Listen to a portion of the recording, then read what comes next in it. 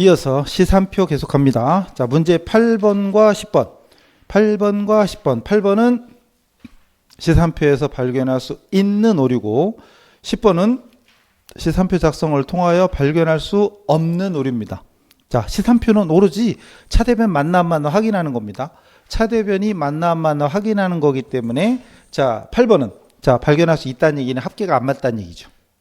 그러니까 답이 1, 2, 3, 4냐 이게 중요한 게 아니고 시산표에서 발견할 수 있는 오류라는 말이 합계가 안 맞다는 거고 10번은 시산표를 작성을 통해서 발견할 수 없다는 얘기는 합계는 맞다는 거죠. 그게 보이면 뭐 답이 몇 번인가 나중에 찾아도 되죠. 2달 뒤에 찾아도 되죠. 시험 아직 6개월 남았으니까 지금 답이 몇 번이냐 중요하지 않습니다. 그게 여러분이 느껴지는지 그게 포인트. 답이 몇 번이나 아무 의미 없어요, 솔직히. 자, 어차피 시험 걸으면 문장이 바뀌니까. 자, 일단 1번으로 8번에 1번이요. 자, 비품을 현금 구입한 거래를 2번 적었다. 중복. 중복해도 차대변은 맞잖아요. 차대변이 맞으니까 답이 아니고. 2번 사채 계정의 잔액을 기타 포괄 공정가치 측정 금융자산 차변에 적었다. 얼라리? 사채가 원래 뭐죠? 사채가 자산부채 뭐죠? 부채죠, 부채. 그럼 부채가 어느 변에 있어야 돼요? 대변에 있어야 돼요. 대변에 있어야 되는데 차변에 적었다네. 대변 적을 걸 차변에 적었대요. 그럼 차대변이 안 맞죠. 대변에 적을 걸 차변에 적으니까 차변만 적히니까 당연히 답이 안 맞죠. 이게 답이지 뭐. 그죠? 차변 대변. 그러니까 이 문제 답이 2번이냐가 중요한 게 아니라 발견할 수 있는 오류가 뭔 뜻이냐 이걸 이해하면 되는 거지요. 3번 건물 계정인 잔액을 투자부동산에 적었다. 즉 건물로 적어야 되는데 투자부동산 적었는데 중요한 건 둘 다 자산이죠. 둘 다 자산이고 둘 다 차변 요소잖아요. 차변 적을 걸 차변 적었어. 근데 계정 과목이 틀려. 그러면 중요한 건 시산표는 오로지 차대변 합계 금액을 맞추는 거니까 과목은 틀렸어도 금액은 이상 없다. 4번 개발비 적을 걸 연구비로. 이때 개발비는 자산이죠. 무형자산. 근데 연구비는 비용이죠. 근데 둘 다 자산도 차변, 비용도 차변. 둘 다 차변이에요. 과목은 틀렸지만 둘 다 차변이니까 합계는 아무 상관없다. 5번 매입 채무를 현금으로 지급한 거래가 누락이든 중복이든 차대변 합계는 맞다. 이해되시죠? 답이 2번이다 이게 중요한 게 아니라고 했어요. 어차피 시험 보러 가면 그 내용은 다 바뀝니다. 그래서 여러분 문제를 분석할 수 있느냐. 10번 갈까요?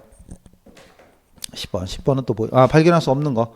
발견할 수 없다는 얘기는 바꿔 말하면 합계가 맞다 이거죠. 1번 10만 원의 상품을 현금 매입하고 거래를 누락했대.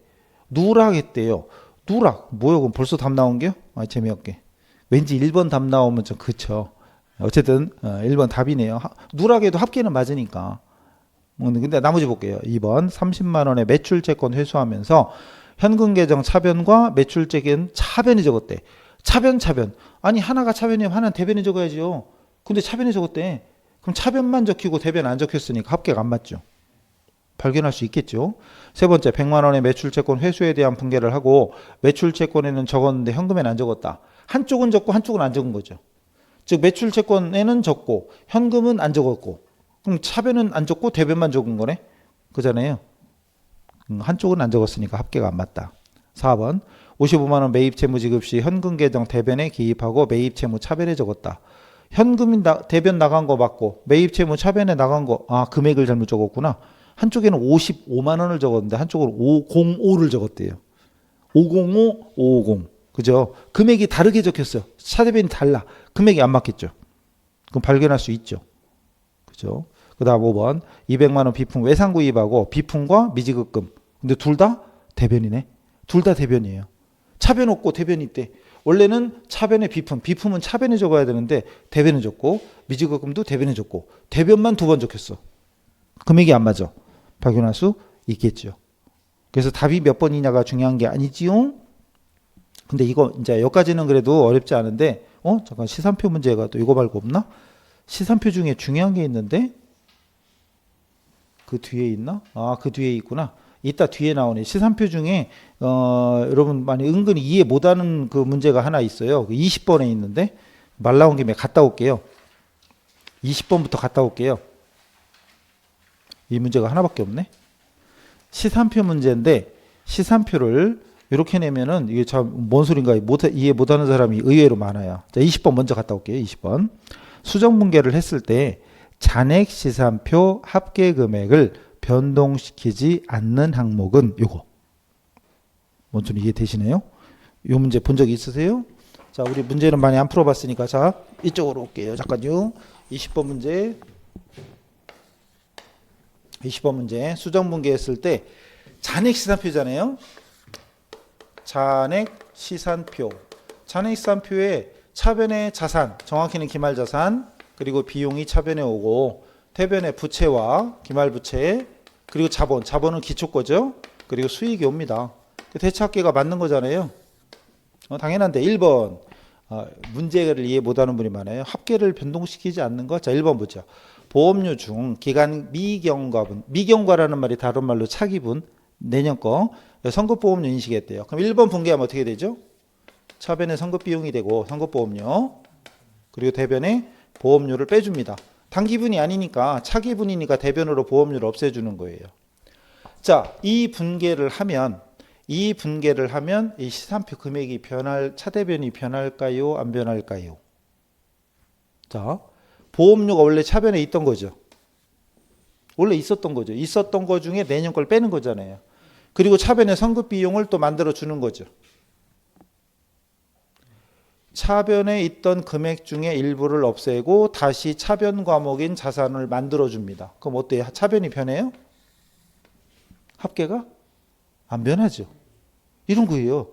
그러니까 이 문제가 뭔지를 이해 못하는 분들이 많아요. 이 문제 보면 많이 저기 틀렸거든요, 많이. 어쨌든 다시 이 얘기해요. 그럼 차변에 여기 만약에 보험료가 여기 예를 들어서 보험료가 1,000원이 있었어요. 근데 그 중에 선급보험료가 300원이래. 만약에 그럼 원래 여기도 자산이 1,000원이 있었다고 치죠. 그럼 차변합계가 2,000원이 있었다고 치죠. 예를 들어서. 자, 근데 여기 1,000원 중에 300원 뺐고 선급보험료로 다시 여기다 선급보험료를 300원 넣어주면 어떻게 돼요? 그럼 1,000원에서 300원 빼니까 이건 이제 700원으로 바뀌죠. 근데 이건 1,000원하고 300원 늘어서 1,300원, 700원하고 합계는 2,000원 그대로잖아요. 당연한 거죠. 그래서 다시 굳이 이렇게 숫자를 안 넣어도 중요한 건 차변 과목. 차변에 있던 과목 중에 하나는 없어지고 차변 과목이 늘었어요. 둘 다 차변 요소야. 차변 증가고 얘는 차변에 있던 게 없어지는 차변 감소. 차변에 있던 거죠. 그럼 변화가 없어요. 사실 이게 답이고 2번 보세요. 2번 보시면 차입금에 대한 이자, 미지급 이자 인식했대요. 미지급 보는 순간 부채. 부채는 대변. 그럼 대변의 미지급 이자. 대변의 미지급 이자고 차변에는 이자, 비용이죠. 그러면은 차변의 이자 비용, 차변이 증가되죠. 그리고 미지급은 부채니까 대변이잖아요. 대변이 증가죠. 그러니까 차변에도 금액이 들어가고 대변에도 금액이 들어가면 어떻게 돼요? 합계가. 기존에 있던 합계 금액보다 이거 어떻게 해요? 이거 집어넣으면 늘어나겠죠. 증가됩니다. 기존에 있던 게 똑같은 게 아니라 증가됩니다. 이제 변동시키지 않는 거니까 답은 나왔던 거고 이건 불변. 1번은 불변. 이제 금액 안 넣어도 차변이니까 불변인 거고 이게 답이고요. 자, 3번 가볼까요? 3번 건물 등의 손상차손 인식했대요. 손상차손 분계 기억나요? 최소한 손상차손은 비용이죠. 그럼 차변에 손상차손이라는 비용 발생하고 대변에 손상차손 누계액, 손상차손 누계액이 발생합니다. 최소한의 기본적인 분계. 이때 포인트는 손상차손은 비용이니까 차변 요소고 손상차손 누계는 자산의 차감 항목 그냥 대변 요소예요. 원래가 자산의 반대쪽이니까 대변 요소예요. 그럼 이것도 차변 과목이 증가되고 대변 과목도 증가됩니다. 그럼 당연히 뭐예요? 합계도 늘어나겠죠.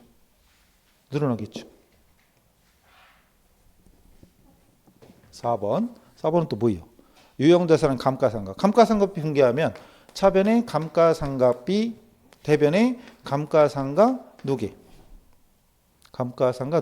물론 이제 직접법일 때 분계도 있을 수 있지만 특별함을 없으면 감가상각할 때 감가상각 누계를 설정하잖아요.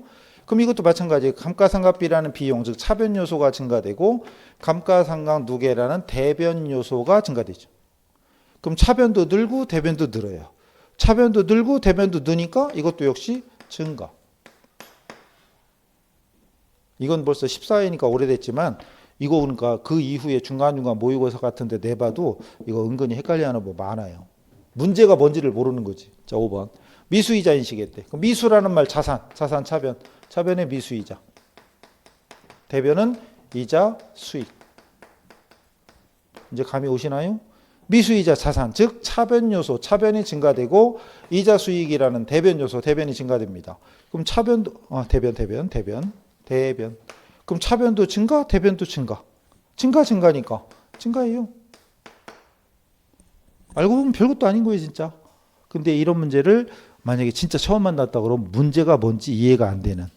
근데 요거 말고 다른 건 없는데 나중에 단원별 문제에서 이런 비슷한 문제 다시 만날 겁니다. 다시 시산표 온 김에 됐고요. 다시 앞으로 와서 이제 13번, 12번, 13번 다 중요하죠. 근데 다 풀었다가는 끝도 없으니까 사실 시간이 거시기해요. 그래서 일단 12번, 13번 다 중요합니다. 우리한테는 자산처리법, 비용처리법, 부채처리법, 수익처리법 다 중요하죠. 겁나 중요한 거예요. 그럼 12번이 선급이고 12번을 할까요? 네, 12번 할게요. 12번. 자, 주택은 X1년 10월 달에 1년치 보험료 12만 원 현금 지급하면서 선급 보험료로 처리하였다. 자, 이때 기말 수정분계 중에 옳은 것은 월할 계산이라. 제일 중요한 포인트, 키워드는 제일 중요한 포인트는 제일 중요한 포인트만 찾으면 답이 보여요. 문제의 제일 중요한 포인트는 선급보험료로 처리했다. 즉 자산처리법. 이게 눈에 보이면 답은 바로 둘 중에 하나다. 1번, 4번 중에 하나다. 이렇게 딱 나옵니다. 그 와중에 2, 3번 찍은 사람은 이제 공부 더 해야 되는 거지. 근데 지금이 5월 달이면 심각한 건데 1월이라 아직 심각하지 않고 이제 보완할 시간이 있죠. 이게 지금 귀에 들어오면 다행인데 뭔 소리 하는 게 막 이러고 있으면 조금 더 하셔야 돼. 자, 일단 다시 문제로 보세요. 자, 첫 번째. 문제 답을 떠나서 자 보세요. 일반적으로는 보험료는 비용이잖아요. 그러니까 보통은 비용처리법이죠. 보통은 비용처리법. 그래서 10월 1일 날 보험료를 지급했을 때 차변에 보험료로 처리하잖아요. 12만 원이라며. 그죠? 현금 12만 원. 만 단위로. 그래서 보통 보험료 내면 보험료로 처리하죠. 이게 무슨 처리법? 비용처리법. 보험료가 비용이잖아요. 비용처리법. 그러다가 시간이 흘러서 12월 31일 되면 이제 알아서 판단해야죠. 보험료라는 비용으로 돼 있는데 저게 1년치네. 1년치가 12만 원이니까 한 달에 만 원이네. 근데 10월이니까 10, 11, 12 세 달 지났네. 그럼 세 달은 단기분. 세 달은 단기분이지만 나머지 9달은 단기분이 아니라 내년 거잖아요. 내년 거. 올해 게 아니야. 올해 게 아니면 빼야죠. 뺄 때는 역분계 반대쪽. 그럼 이 분계를 여러분이 지금은 시간이 걸려도 이거 다 할 수 있어야 돼요. 9달 미경과. 이거 내년 거. 미경과분. 다른 말로 하면 차기분. 차기분이니까 단기분이 아니니까 뺀 거지. 단기분이 아니니까. 이건 언제? 내년도로 넘겨야죠. 내년도로. 일단 뺀 겁니다. 그리고 여기 차변에 뭐라고 쓴다? 선급 보험료 이렇게 쓰는 거죠. 2분계가 몇 번이에요? 이 문제? 2분계가 몇 번이에요? 2번이죠. 그래서 아마 이 문제를 2번을 답이다 이렇게 찾는 사람이 아마 꽤 될 겁니다. 왜? 보통은 비용처리법이니까. 그때는 답이 2번이죠. 이해됩니까? 보통은 2번이 답이죠. 그런데 이 문제 정답은 두 번째 자산처리법. 그러니까 아직은 우리 6개월이 남았으니까 이 문제 답이 1번이야 2번이야 헷갈려 이럴 수는 있어요. 근데 앞으로 2달 3달 정도 지나면 그때부터는 딱 보자마자 선급보험료로 처리하였다. 아싸 자산처리법. 그럼 답은 1, 4번 중에 하나야. 딱 나와야지 그냥. 어쨌든 자산처리법입니다. 그럼 10월 1일 날 제목 그대로 뭘로 처리해라? 자산으로 처리해라. 즉 뭘로? 선급보험료로 12만 원.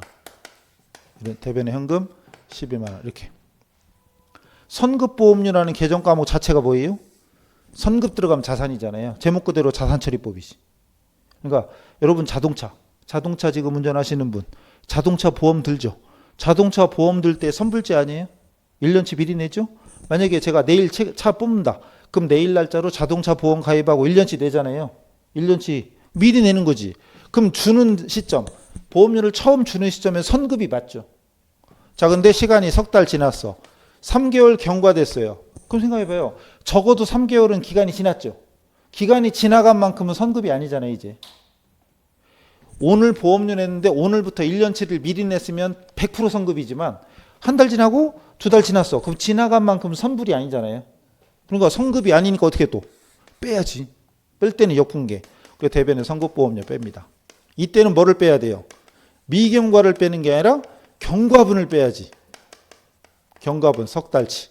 그리고 경과된 만큼은 뭘로 바꿔주냐? 보험료라는 비용으로 바꿔주죠. 당연히 정답은 1번인가? 이렇게 되는 거죠. 아까 1, 4번 중에 하나를 했죠. 1번. 그러니까 이게 자유자재로 여러분이 그냥 알아서, 그러니까 문제에서 자산처리법이다, 비용처리법이다 딱 보자마자 답이 그냥 딱 보여야 돼요. 지금부터 6개월 보완할 시간이 있죠. 그러니까 오늘은 좀 어려울 수도 있다. 그리고 또 이렇게 생각하지 말랬죠.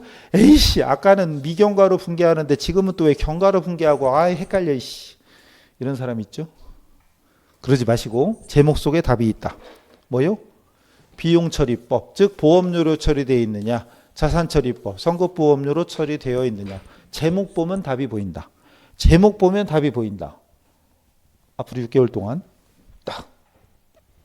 그럼 사실 이거 이해가 됐으면, 이 문제가 이해가 됐으면 어디 갔니? 보험료 또 있을걸요? 보험료 뒤에 또 있을 거야. 아마 17번도 그렇고요. 17번도 그렇고 보험료 또 있을 거예요. 송호품 19번 송호품 하는 것도 내용이 똑같습니다. 내용이. 어쨌거나 2분계든 2분계든 여러분 둘 다 완벽하게 숙지할 수 있어야 되고, 말 나온 김에 지금 보험료 한 김에 17번을 가볼게요.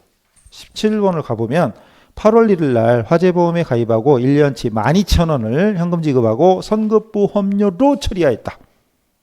자산처리법 지금 한 거 이거. 다만 뭐가 달라요? 지금 한 거라. 날짜가 8월이네. 그리고 금액이 아까는 12만 원인데 여기는 12,000원이에요. 뭔지 아시겠죠? 근데 결론은 X 1년 말 기말 수정분계 하지 않았을 때, 그럼 이 문제로 따질게요. 다 12번 보세요. 그럼 이 문제로 따졌을 때 12번 문제는 정답이 이거였잖아요, 이거. 그럼 이 분계를 누락했다. 똑같은 문제죠, 그러니까. 이 분계를 누락한 거잖아요. 그럼 17번으로 돌아오면 12월에 뭐 분계를 어떤 걸 냈어야 돼요? 그럼 차변의 보험료. 분계는 이제 지금 이제 정리가 됐으니까 차변의 보험료, 대변의 선급보험료 이 분계를 했어야 되고, 금액은 거기는 1년치가 12,000원이니까 이제 또 손가락 꼽아야 돼. 8월부터니까 8, 9, 10, 11, 12 5달. 5달이면 얼마예요? 5,000원. 5,000원이죠? 5,000원. 이 분계를 했어야 되는데 문제 보니까 이게 누락됐다 이 소리잖아요. 자, 일단 기말 분계는 요걸 공부하면 똑같은 원리니까 이해됐겠죠? 자, 이제 생각해 보자고요. 이 분계를 누락했으면 봐요. 보험료라는 비용을 적었어야 되는데 안 적었으니까 비용의 과소.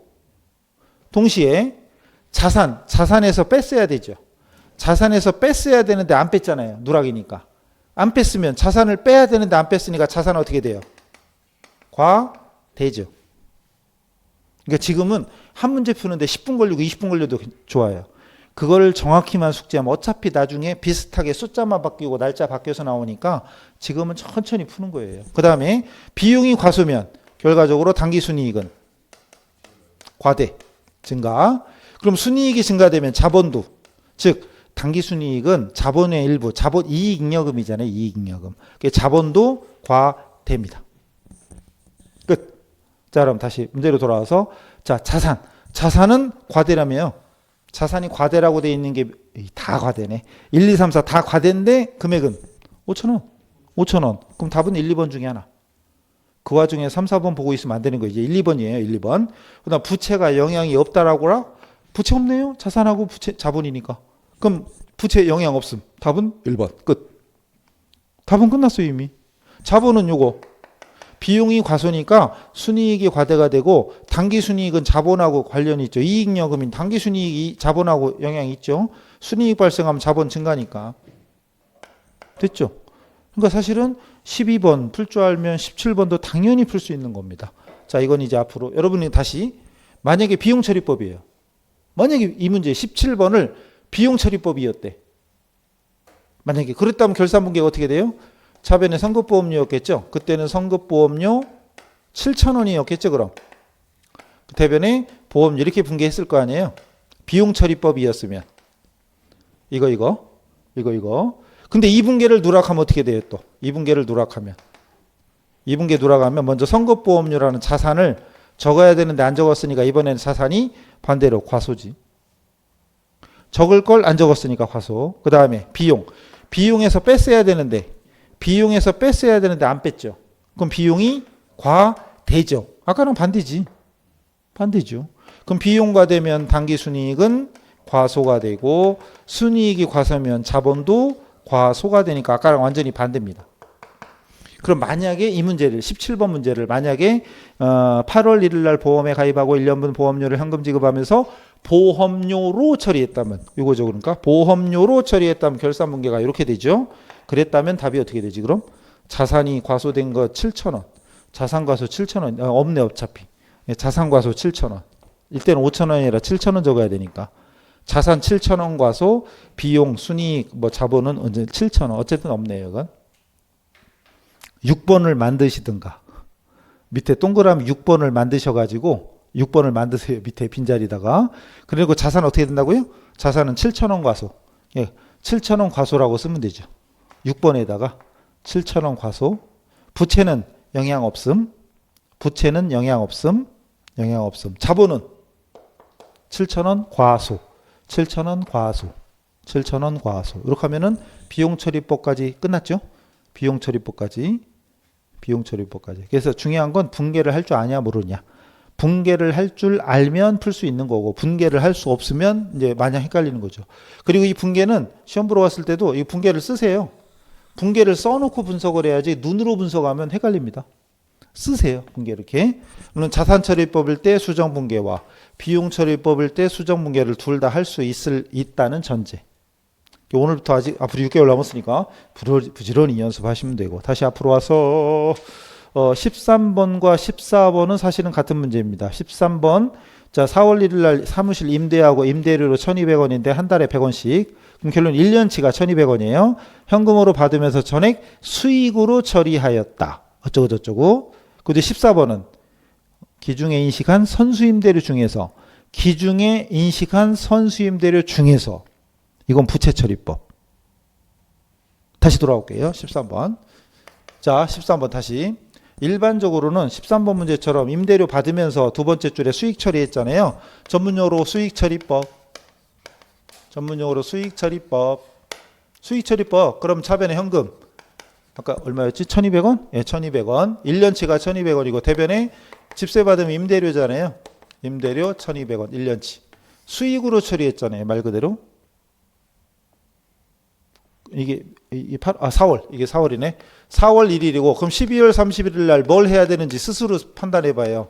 1년치 임대료 1,200원 받았는데 4월에 그럼 손가락 꼽는 게 최고예요. 무조건 손가락 꼽아. 4, 5, 6, 7, 8, 9, 10, 11, 12. 9달 지났구나. 그럼 이 중에 9달치는 단기 거죠. 그죠? 굳이 또 자세히 있으면 이 중에 9달은 기간이 지나갔죠.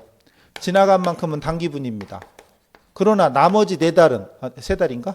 나머지 3달치는 기간이 미경과되었죠. 이건 미경과된 건 차기분이죠. 그럼 결산분계 뭘 해야 될지 뻔하잖아요. 1,200원 중에 900원은 단기 거야. 그럼 냅두면 되지. 올해 거니까. 근데 나머지 3개월치 300원은 올해 게 아니라 내년 거라면서요. 어떻게? 빼야지 뭐. 그래서 수정분계하면 차변 임대료. 금액은 300원. 그리고 내년 걸 이미 받았잖아요. 선수임대료 300원 2분계죠. 그래서 결산분계는 요겁니다. 결산 수정분계는 요겁니다. 근데 이거 물어봤나요? 근데 물어본 게 뭐예요? 근데 마감분계 아니에요? 수정분계는 이거죠. 결산 수정분계는 이거죠. 근데 마감할 때는 나머지 임대료 900원을 집합손익계정 손익계정으로 대체시키잖아요. 마감할 때 손익계정으로 대체시키는 요 분계를 물어봤죠. 그래서 임대료, 집합손익, 임대료 중에 900원만 900원만 내년도로 넘겨줘라. 손익계정. 손익계정이 내내 손익계산서죠. 손익계정이 내내 손익계산서에 기록될 거죠. 그러니까 1200원 받았지만 현금으로 받은 건 1200원이지만 손익계산서에는 900원만 적어라. 당기부는 900원이니까. 그럼 나머지 300원은 이번 연도 수익으로 보지 말고 내년도로 넘겨라. 그 답은 1번이 된 거예요. 만약에 결산 수정 분계를 물어봤다면 2번이죠. 2번이죠. 그죠? 2번 임대료 선수 임대료. 그러니까 이 문제를 아마 답을 2번으로 한 사람 많았을 것 같지 않으세요? 느낌적인 느낌으로. 그죠? 물어본 건 마감 분계예요. 근데 결산 수정 분계는 2번이거든. 그러니까 공부를 했어도 이 문제를 물어보는 게 뭔지 포인트가 파악이 안 되면 답을 2번으로 찾는 거지. 뭔 소리인지 아시겠죠? 나중에 문제에서 뭘 요구하는지 그걸 잘 보셔야 돼요. 우리 생기초 장부 마감할 때 비용이나 수익은 손익계정으로 대체하잖아요. 이거 물어본 거예요. 그러니까 늘 물어보면 위에 거 2번을 물어보는데 이 문제는 희한하게 1번을 물어본 거죠. 그죠? 희한한 거예요. 공부가 끝이 없어. 알고 보면 진짜 별것도 아닌데 이거 시험장에서는 2번을 답으로 찾은 사람이 아마도 되게 많았을 겁니다. 그리고 손익으로 간다 알았어도 이게 2번인지 4번, 1번인지 4번인지 이런 사람도 많았을 거고 수익은 원래가 대변. 근데 차변을 없애주면서 손익계정 대체해라. 이거 그래서 1번을 찾는 사람이 생각보다 많지는 않았을 거예요. 솔직히 이거 여러분 공부 이제 어느 정도 기본 강의만 확실히 소화됐다면 분명히 이거 답을 찾을 수는 있죠. 답을 찾을 수는 있지만 현장에서 이 문제를 딱 만약에 봤다면 아마 답이 1번이 아니라 2번 찍은 사람이 훨씬 많았을 겁니다. 근데 난이도는 어때요? 결론적으로 난이도는 솔직히 이게 난이도 상중하 중에 이게 상일까요? 이거 상은 아니잖아요. 아무리 봐도. 그죠? 솔직히 말하면 이거 최소한의 기본적인 강의만 들어도 소화하는 난이도 하예요. 근데 시험장 가면 이런 게 난이도가 있는 거예요. 은근히. 그러니까 정답률이 의외로 낮은 거죠. 그래서 여러분이 문제를 빨리 파악할 줄 아는, 이 문제가 요구하는 게 뭔지 이걸 볼 줄 아는 눈이 중요해요. 그래서 공부할 때 답이 1번이니까 1번 막 신나게 하고 막 이런 건 공부가 아니에요. 그건 의미가 없어요. 이 단순한 건데도 이거 틀리는 사람 되게 많습니다. 다시 2번. 자, 이번에는 부채처리법. 부채처리법도 있어요. 자, 이게 아까는 수익처리법, 이번에는 부채처리법. 자, 4월 1일 날. 자, 현금 받았다. 1200원 받았다. 그리고 대변은 뭘로 처리하는 거? 선수임대료. 선수임대료로 처리하는 거죠. 선수임대료로 처리하는 거죠. 이게 부채처리법. 선수가 부채잖아요. 부채처리법. 그러니까 제가 건물주인데 여기 뭐 종로라든가 명동이라든가 저기 강남이라든가 신촌 이런 데 유명한 거 이런 데 건물은 이 가게가 빌세가 없죠. 누가 들어와도 들어오죠. 그래서 제가 건물주인데 배짱 튀기는 거지.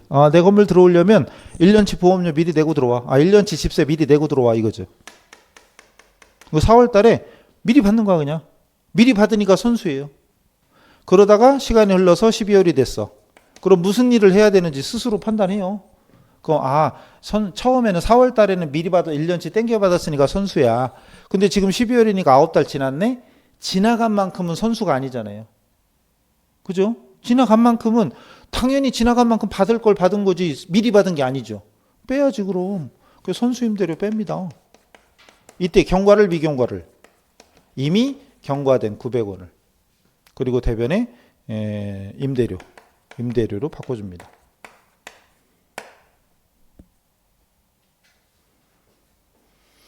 그러면 2분계도 아마 2분계는 어디 있지? 5번에 있네. 이게 5번이네. 5번. 그죠? 이건 5번에 있네. 이건 부채처리법일 때 결산분계입니다. 그리고 마감할 때는 이 수익 임대료를 내년도로 넘겨야 될 거 아니에요. 손익계정 대체해야 되잖아요. 집합손익. 손익계정으로 대체시킵니다. 거기서 봐. 2분계는 아까랑 어때요? 아까 우리 했던 거랑? 똑같죠? 아니 수익으로 처리하나 부채로 처리하나 9달째가 단기 거고 3달째는 내년 거라는 사실은 변하지 않잖아요. 똑같잖아요. 그럼 어차피 단기분 수익은 얼마예요? 단기분 수익은 900원. 저 손익계산서에 적혀야 될 수익은 얼마예요? 900원 똑같아요. 그러니까 무슨 처리법으로 하든 이 문제에서는 마감분계, 즉 단기 손익계산서에 기록할 금액은 900원 똑같습니다. 그러니까 뭘로 처리하든 결론은 똑같아요. 아까 이것도요. 보험료의 비용처리법과 자산처리법 했지만 자 여기서도 비용은 얼마죠? 비용처리법에서 비용 12,000원 중에 12만 원 중에 9만 원 빼니까 비용은 3만 원이에요. 그 다음 자산처리법일 때 보험료 비용 얼마냐? 3만 원. 똑같아요 결론은. 똑같아요. 그리고 선급 비용 어디 갔어? 선급보험료? 선급보험료가 여기 9만 원이고 여기도 그럼 12만 원 있다가 3만 원 줄었어. 그럼 결론은 선급비용 9만 원. 똑같아요. 그러니까 엉덩이나 방댕이나 그 차이지. 근데 이게 처음 공부할 땐 헷갈린다라고 하는 거지만 이게 이제 조금만 정리되면은 뭐 비용처리법이든 자산처리법이든 수익처리법이든 부채처리법이든 아무거나 다 할 수 있는 거지. 이건 벌써 몇 문제 푸는 거 이거. 그래서 오늘 시간이 걸려도 비용처리법, 자산처리법, 부채처리법, 수익처리법을 완전히 터득하셔야 돼요. 그럼 사실은 쉬워요. 처음에만 이게 헷갈려 보이는 거지 나중에 보면은 다 똑같은 거예요. 근데 문제에서 이 문제 딱 만나면 아마 답을 아마 2번 한 사람이 엄청 많았을 거예요. 넘어갑니다. 그럼 이 문제 다시 14번으로 돌아가요. 14번으로 돌아가면 회계 담당자가 기중에 인식한 선수임대료. 자, 기중에 인식한 선수임대료 할 때 머릿속에 이거 떠오르는 사람. 즉 부채처리법이죠. 회계 기간 중에 선수임대료로 처리했어요. 그랬는데 기간이 경과되어 실현된 금액이 결산 수정분계 안 했대요. 자, 선수임대료로 했으면 결산 분계를 이걸 했어야 된다는 얘기잖아요. 이걸 차변의 선수임대료, 대변의 임대료 이 분계를 했어야 된다는 얘기잖아요. 근데 어떻게 했다는 얘기예요? 이걸 누락했다는 얘기지 뭐 지금. 이게 그 문제예요. 중요한 건 선수임대료로 처리했다가 결산 때가 되면 경과된 만큼 빼주고 임대료 수익으로 바꿔줘야 되잖아요. 경과된 만큼. 그죠? 근데 이 분계를 누락했다 그 소리예요 지금. 그럼 누락했으면 먼저 선수임대료라는 부채를 뺐어야 되는데 안 뺐으니까 과대. 그 다음 임대료라는 수익을 적었어야 되는데 누락 빠뜨렸으니까 과소. 그럼 수익과소면 당기순이익도 과소, 순이익과소면 자본도 과소. 그죠? 그래서 이 문제 1번 순이익 과대 틀렸네. 옳은 거 찾는 거죠. 2번 기타 포괄이익 아무 상관없어. 기타 포괄이익 안 나와. 틀렸고 3번 자산 과대 자산이 왜 나와? 자산 없어. 그 다음 4번 부채 과대 이게 답이죠. 4번 부채 과대가 답이고 5번 자본 과대가 아니라 과소입니다. 그러니까 14번에서 기중에 인식한 선수 임대료라는 말 보자마자 이게 떠오른다면 답은 그냥 나오는 거예요. 그리고 눈으로 보면 안 되죠. 이거 분계를 쓰세요. 이렇게. 물론 그때는 금액이 없지. 금액이 없었지만 분계는 할 수 있잖아요. 금액 없이 분계하면 되잖아요. 이랬을 때 누락됐을 때 어찌 되는 거. 그리고 우리 한 문제 푸는데 1분 걸리죠. 원래는 40문제인데 100분 주잖아요. 아세요? 우리 이제 시설하고 1교시에 같이 보잖아요. 80문제를. 근데 시간을 몇 분 줘요? 100분 줍니다. 근데 OMR 카드 마킹하는 시간 빼고 그럼 100분 중에 설마 마킹하는데 80문제 마킹하는데 뭐 20분 걸리겠어요, 솔직히. 근데 20분 뗍시다 그냥. 떼고 그럼 한 문제당 1분이야. 한 문제당 1분인데 만약에 이 문제를 여러분이 이랬어? 그럼 결산분계는 요렇게 되겠네. 그럼 차변의 선수임대료, 대변의 임대료 쓰고 그다음 이게 누락되면 부채과대, 수익과소 이거 썼다고 쳐. 이거 쓰는 시간 1분 걸릴까요? 알면 1분 안 걸리죠. 근데 모르면 1분이 아니라 10분을 줘도 못 푸는 거지. 그죠? 그러니까 조금만 이제 앞으로 우리 6개월 충분히 남아 있습니다. 그 지금부터 이 두 가지 비용처리법, 수익처리법, 자산처리법, 부채처리법을 계속 엎어치고 외치해서 이것만 터득하시면 이런 문제 그냥 맞추는 거예요. 근데 이거 이렇게 연습 안 하시면 이런 문제 나올 때마다 헷갈리는 거야. 자산과대, 자산과소 뭐 이러면서. 15번은 안 할 건데 15번의 포인트가 뭘까요? 포인트. 풀진 않을 거예요. 15번의 포인트. 가장 중요한 핵심 키워드.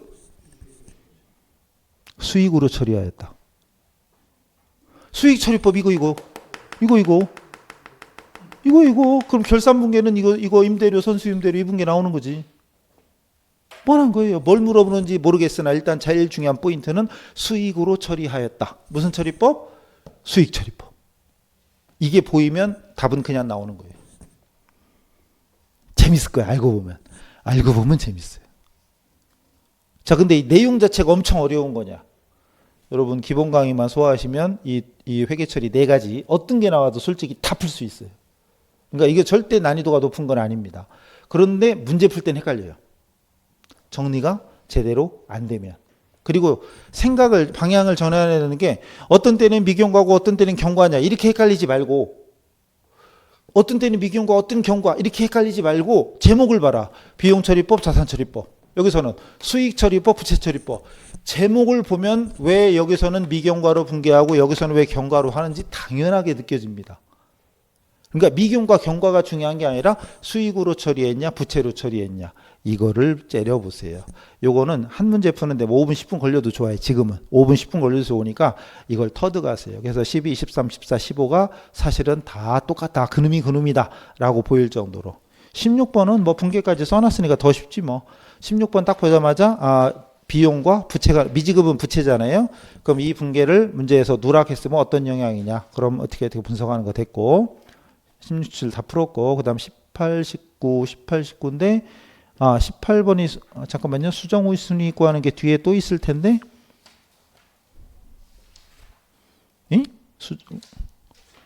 없네?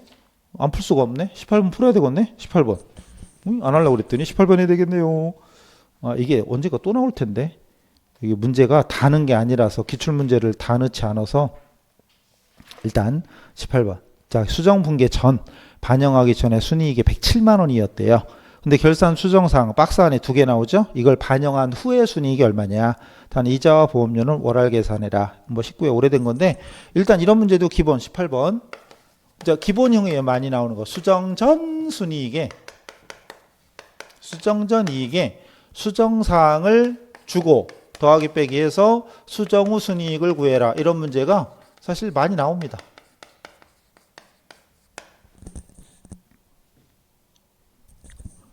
근데 정석은, 자, 일단 정석대로 일단 가볼게요. 수정 전에 107만 원이었죠? 수정 전에 107만 원이었어요. 자, 일단 정석은 박스 안에 자료가 2개야. 하나는 X1년 7월 1일 날, 7월 1일은 그나마 고맙다. 딱 반띵하면 되니까. 자, 7월 1일 거래처에 현금 20만 원 대여하면서 1년 후에 원금과 이자를 회수하기로 약정하였다. 이자율은 9%래. 그럼 다시 대여금에 대한 이자가 발생한다는 거 알 수 있죠. 근데 이자 받는 건 내년인가 봐. 그죠? 1년 후니까. 이자 받는 건 내년이지만 우리 회계는 발생주의다. 그럼 12월까지 7월부터 12월 6개월 지나간 만큼은 돈을 받지는 않았어도 미수이자, 미수 수익으로 인식한다. 미수이자, 이자 수익. 미수이자, 이자 수익. 회계는 발생주의니까. 자, 이자 계산해야죠. 자, 대여금 20만 원이고 연이자가 9%입니다. 0.09. 9% 0.09 곱하기 1년 12달 중에 뭐 7월이니까 고맙게 6개월 반띵하면 되잖아요. 그럼 20만 원에 9% 298 18,000원. 18,000원에 반띵하면 9,000원. 그럼 2분계를 하면 순이익은 어떻게 될까요? 2분계를 하면 이자 수익이라는 수익이 증가되니까 9,000원을 더해주면 되죠. 단기 순이익 구하는 가장 기본이 어떻게 구하는 거예요? 단기 순이익을 구하는 가장 기본은 수익에서 비용 빼는 거죠. 수익이 증가했으면 이익도 증가니까. 그 다음 두 번째 거 뭐냐? X1년 12월 1일 날 보험료 1년치 24,000원. 1년치 24,000원 현금 주면서 선급보험료로 처리했다. 포인트는 근데 솔직히 답만 찾으려면 딱 보자마자 이번 12월 1일이면 한 달밖에 없네? 그럼 한 달치 비용만 쓰면 돼요. 그럼 24,000원에 나누기 12달 하면 한 달에 2,000원. 그걸로 하면 되는데 다시 어쨌든 이 문제의 제일 중요한 포인트는 선급보험료로 처리했다. 즉 무슨 처리법? 자산처리법. 그렇죠. 아하, 그러면 12월 1일 날은 차변의 선급보험료였겠네. 그럼 12월 31일 날 한 달 지났으니까 지나간 만큼은 보험료로 한 달치 비용을 쓰면 되겠구나. 이렇게 되는 거죠. 보험료 비용, 대변의 선급보험료. 자, 이건 공부할 때는 이런 분계를 꼭 해봐야 돼요. 그럼 결과적으로 비용이 증가하니까 순이익은 감소가 되겠죠. 비용이 발생하면 이익은 감소. 그럼 결과적으로 7,000원 플러스니까 1077 이게 답이겠죠. 근데 좀 쉽게 하는 방법은 마지막 거 특히 그냥 이것도 뭐 분계 없이 일부러 분계를 써드린 거고, 이제 공부가 어느 정도 수달됐다 그러면 분계 뭐하러 써요? 첫 번째에서 이자 수익 발생하네? 반년치. 그럼 이자 수익 반년치, 수익이니까 더해주면 되고 반년치. 그 다음 보험료. 아까 말씀드린 대로 12월 1일이네? 그럼 한 달밖에 안 지나네? 그럼 이번 연도 한 달이니까 24,000원 나누기 12달. 그럼 한 달에 2,000원. 끝. 뭔 소리인지 아시겠죠? 근데 이렇게 되는 거고요.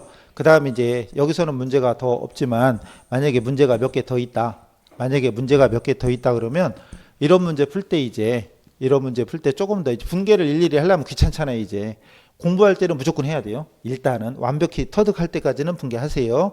근데 그 다음부터 어느 정도 숙달됐다. 그럼 그 다음부터는 굳이 뭐 분계 안 하고 자산은 더해주고 부채는 빼줘라. 여기서 말하는 자산은 뭐 기말재고라든가 기말재고 또는 선급비용, 미수수익 이런 것들, 선급이나 미수 이런 것들은 더해주고 기말재고, 선급비용, 미수수익 이런 거. 반대로 부채, 미지급이나 선수수익이나 미지급비용 이런 거 빼줍니다. 그럼 나중에 이제 간단하게 간편법으로 할 때는 자산 더하고 부채 빼라. 자산은 좋은 놈이잖아요. 자산은 좋은 놈이고 부채는 나쁜 놈이죠. 그럼 순이익, 이익이니까 좋은 놈이잖아요. 좋은 놈끼리. 자산은 더하고 부채는 빼라. 그리고 수익은 더하고 비용은 빼라. 간단하게. 그럼 이 문제도 이자 수익이니까 더해주고 보험료, 비용이니까 빼주고 뭐 그렇게 간단하게 하면 돼요. 굳이 분계 안 해도. 다만 지금은 증명해 드리려고 일부러 분계를 써드린 거죠. 일단 이런 패턴은 기본 패턴 잘 나옵니다. 기본 패턴. 수정 전 이익 주고 수정사항 몇 개 주고 수정 후 이익 물어보는 기본 패턴. 정석은 분계를 하나하나 해보는 거. 지금은 아직 여러분 분계할 때. 그래서 지금 이제 1월밖에 안 되잖아요. 한 3월 정도까지는 분계를 다 해보는 거예요. 자꾸. 그냥 알아도 하는 거예요. 귀찮아도. 그러다가 이제 4월, 5월 되면 이제 그때는 바쁘니까 제목만 딱 보고 그냥 자산도 하고 부채 빼라, 수익도 하고 비용 빼라 이러면 됩니다. 간단하게. 자, 이게 지금 18번이었고 19번은 송호품이잖아요. 송호품도 되게 중요하죠. 송호품 19번. 근데 이것도 저기 아까 보험료랑 똑같죠. 보험료의 비용처리법과 자산처리법. 송호품도 똑같습니다. 이 문제 보니까 X1년 초에 설립했고요. 수정 전 시산표의 소모품 계정이 5만 원이었고 두 번째 줄 기말에 미사용액이 미사용 송호품 2만 원이다. 수정 분계. 자, 여기서 제일 중요한 포인트가 뭘까요? 소모품 계정이에요? 미사용액이에요?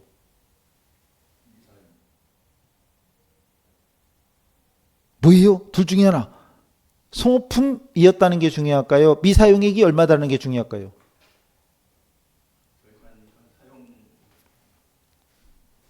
아까 제목에 충실해라. 비용처리법이냐 자산처리법이냐 수익처리법이냐 부채처리법이냐 제목에 충실하라 그랬죠.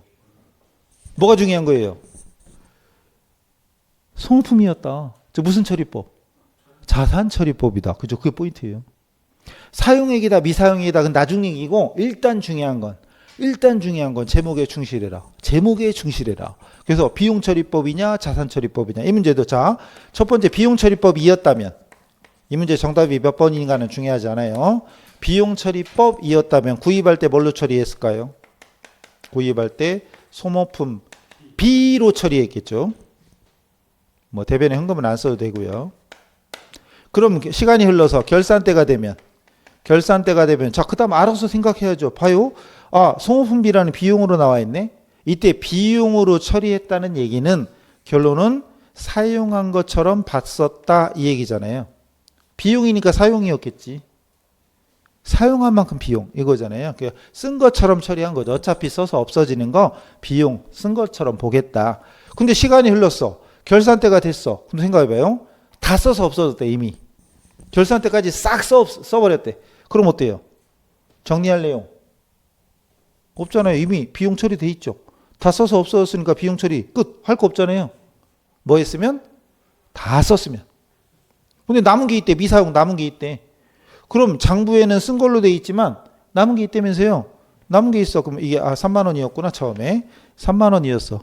구입 5만 원이구나. 구입한 게 5만 원이고 구입한 게 5만 원이네요. 5만 원이었어요. 처음에. 근데 결산 쓴 걸로 돼 있지만 결산 때 가보니까 아직 2만 원은 남아 있대요.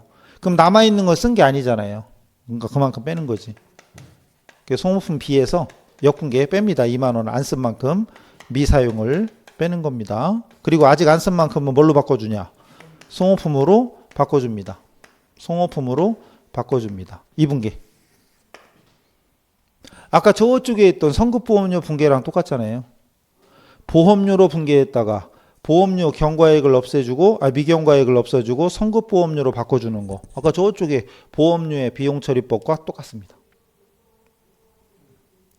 그러니까 그걸 깨닫는 순간 이 문제는 거저먹기 하는 거이지.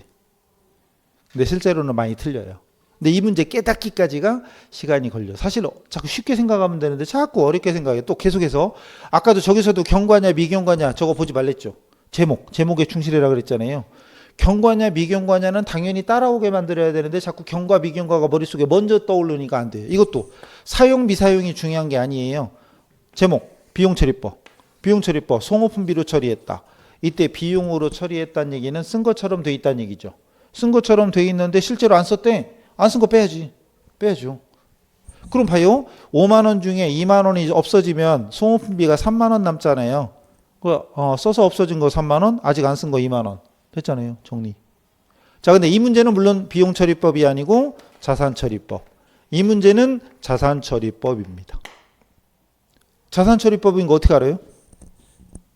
수정전 시산표에 소모품으로 돼 있다고 나오니까 자산처리법이죠. 그럼 구입했을 때 뭘로 처리했다? 소모품으로 처리했다는 얘기죠. 처음에는 이걸 이해할 때까지 시간이 좀 걸립니다. 요것만 터득하시면 돼요. 송호품이란 자산이었구나. 대변에 현금은 안 써도 되고요. 그럼 여기서 주의할 점. 송호품이라는 자산으로 처리했다는 얘기는 쓴 걸로 본 거다, 안 쓴 걸로 본 거다. 안 쓴 거. 써서 없어진 건 비용이죠. 써서 없어진 건 비용이고 아직 안 쓴 건 자산이고. 그러니까 자산으로 처리했다는 얘기는 아직 안 쓴 걸로 봤다 이 얘기죠. 그럼 이것만 보면 결산분계 뭐 해야 될지는 알아서 됩니다. 문제에 뭐라고 써있는데 중요한 게 아니고 장부에 미사용으로 되어 있어. 장부에 미사용된 걸로 되어 있어. 근데 만약에 결산 때까지 진짜 하나도 안 쓰고 아직도 들고 있어. 그대로. 하나도 안 썼어. 그럼 어떻게 해요? 정리할 거. 하나도 안 쓰고 있어. 지금도 5만 원어치 안 쓰고 그대로 있어요. 그럼 결산 때 어떻게 해요? 아무것도 안 하겠죠. 미사용으로 돼 있잖아요. 자산으로 돼 있잖아요. 아직도 안 쓰고 5만 원어치 그대로 있대. 그럼 자산이에요. 자산을 자산으로 처리했어. 수정할 내용 없지. 즉 아직도 안 쓰고 가만히 있으면 수정할 내용이 없어요. 근데 이미 써서 없어져서 3만 원어치. 그럼 없어진 만큼 빼야지. 뺄 때는 역분계. 이게 대변의 송호품에서 없애는 거죠. 뭐 한 만큼? 쓴 만큼. 그렇죠. 사용액만큼. 그러니까 사용이냐 미사용이냐가 중요한 게 아니라 일단 처음에 뭘로 받냐? 처음에 쓴 걸로 받느냐 안 쓴 걸로 받느냐. 그게 중요한 거죠. 그거 보면은 뭘 빼야 될지가 나오는 건데 자꾸 경과 미경과 사용 미사용 이걸 보니까 헷갈리는 겁니다. 이게 주가 아니에요. 주는 제목. 무슨 처리법? 자산처리법이다 비용처리법이다. 주가 제목이고 사용 미사용은 부수적으로 따라가는 겁니다. 근데 항상 우리 거꾸로 사용 미사용 경과 미경과 사용 미사용 경과 미경과 이걸로 정리하려고 하니까 맨날 헷갈리는 거예요. 이건 중요한 게 아니에요. 그리고 써서 없어진 만큼은 소모품 B로 만들어줘라. 소모품 B로 만들어줘라. 이 문제 정답이 이거죠. 그러니까 이 문제는 정답이 자산처리법이니까 이게 정답인 거지. 근데 보세요. 저 위에 거나 아래 거나 잘 보세요. 비용으로 인식되는 금액이 얼마예요? 자, 자산처리법일 때 비용으로 인식되는 금액이 얼마였어요? 아까? 처음에 5만 원 적었다가 이거 2만 원 빼니까 결국은 3만 원이잖아요. 송호품 B가. 근데 여기는 송호품비 얼마예요? 3만 원. 똑같잖아요. 결론은. 똑같아요. 어퍼치나 매치나 결론은 같아요. 그리고 송호품 자산 얼마 적혀요? 여기? 자산은 2만 원 적혀요. 여기는 송호품 5만 원에서 3만 원 빼니까 결론은 2만 원 남잖아요. 결론은 똑같죠, 이것도. 둘 다 똑같아요. 오퍼치나 매치나. 그러니까 그것만 깨달으면 그다음부터는 술술 풀리는 겁니다. 근데 처음에는 보다시피 비용 처리, 자산 처리, 부채 처리, 수익 처리, 비용 처리, 자산 처리, 경과, 미경과, 미경과, 경과 막 이러니까 헷갈리는 거예요. 이거 경과, 미경과가 중요한 게 아니다. 사용, 미사용이 중요한 게 아니다. 중요한 건 뭐다? 제목. 처음에 뭘로 처리했냐? 처음에 뭘로 처리했냐? 제목만 보시면, 제목을 보시면 경과를 빼는지 미경과를 빼는지는 보면 됩니다. 생각하면 충분히 됩니다. 어쨌든 답은 다시 문제가 뭐였지 근데? 물어본 게 수정분계예요? 수정분계 영향. 수정분계 영향. 근데 지금까지 앞에서는 왜 분계를 누락했을 때 영향이잖아요. 근데 지금은 누락했을 때 영향이 아니라 이 분계, 수정분계 자체죠. 그럼 이 분계를 하면, 이건 누락이 아니에요. 이 분계를 하면이죠. 이 문제는 누락했으면이 아니죠. 이 분계를 하면 비용이 늘어나죠. 일단 비용 발생. 비용이 늘어나면 당기순이익은 감소. 순이익 감소면 자본도 감소. 그리고 송호품이라는 자산이 어떻게 돼요? 자산이 대변의 가리가 자산이 줄죠. 지금 누락 영향을 묻지 않았어요. 그럼 이거 답 나와요? 비용이 늘고 순이익은 줄고 자본도 줄고 있어요. 어딘가? 몇 번인가 있겠죠? 없어요? 뭐요? 비용이 증가한다. 뭐 답 아니에요? 1번 답이잖아요. 그 다음 자본은 감소잖아요. 자본 감소잖아요. 그럼 2번하고 3번 자본하고 이 감소인데 금액은 3만 원이죠. 3만 원 감소. 근데 만약에 이 분계를 누락했다면 거꾸로죠. 누락했다면 비용이 적어야 되는데 안 적였으니까 과소. 비용 과소면 순이익 과대, 자본 과대. 그 다음에 이거 누락했다면 자산이 뺐어야 되는데 안 뺐으니까 자산 과대죠. 그러니까 누락으로 인한 영향인지 수정 붕괴로 인한 영향인지 이건 누락이 아니에요. 문제가. 그러니까 문제 분석을 잘해야 됩니다. 1덕까지. 자, 나머지는 좀 쉬었다 하시죠.